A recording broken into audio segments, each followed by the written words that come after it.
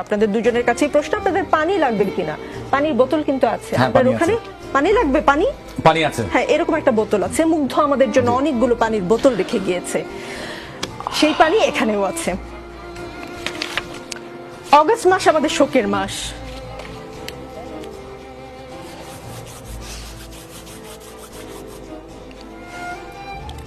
অগস্টের আগে জুলাইতে এমন করে শোক পালন করতে হবে আমরা কেউ ভাবিনি।